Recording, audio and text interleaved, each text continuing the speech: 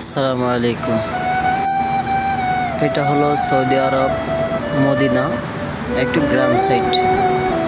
একসময় আমরা বলতাম বা শুনতাম যে সৌদি আরব অনেক কষ্ট, অনেক প্রবলেম, এটা শুনে আসছি, আসলে কখনো বাস্তবে দেখিনি। তো আল্লাহর অশেষ রহমতে বা ভাগ্যে ছিল, এই জন্য এখন দেখতে পারতেছি বা আপনাদের দোয়ায় আসছি।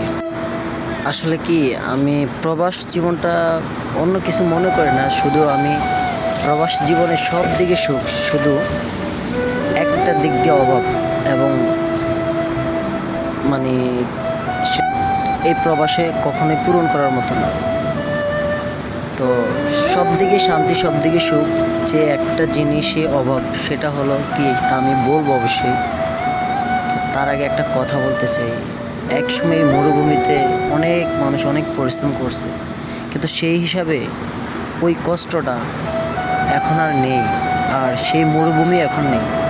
দেখেন, এখন যে মরুভূমি বলতাম আমরা বা শুনতাম, সেই মরুভূমিতে এখন রাস্তা, বাড়ি ঘর। এই যে আমি সকাল ফার্স্ট টাইম, এখন 7টা 25 বাজে, এই টাইমে আমি একটা খাবার নিয়ে আসছি, এবং খাবারটা দিয়ে যাওয়ার সময় যখন আমার মনে হলো এই ফাঁকা জায়গাগুলো দেখে, তখন আমি ভিডিওটা করলাম। আমার অনেক মনে পড়ে গেলো এটা দেখে, আগের কথাগুলো।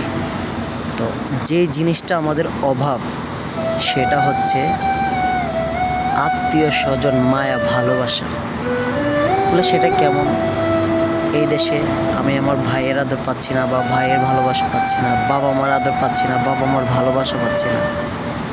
আমার দেশের একটা ভাই, একজন বন্ধু, একটা আড্ডা, একটা আত্মীয়, বিভিন্ন ধরনের কথা, আসা যাওয়া, ওই জিনিসগুলো নেই।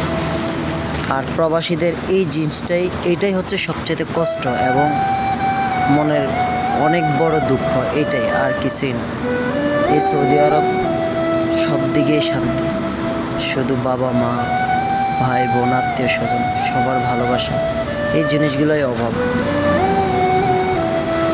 আর এই অভাবের ভিতরে যদি কোনো আত্মীয় স্বজন একটু আঘাত দিয়ে কথা বলে, সেটা সহ করার মতো নয়।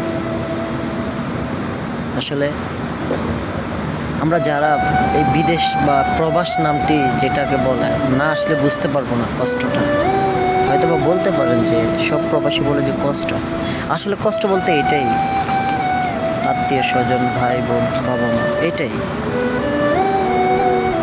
তো আপনার থেকে যত কিছুই থাকুক না কেন, যত টাকাই থাকুক না কেন, এইটার অভাবেই প্রবাসীদের মন খারাপ থাকে, এই শুধু একটা জিনিসের কারণে, সেটা হলো ফ্যামিলি।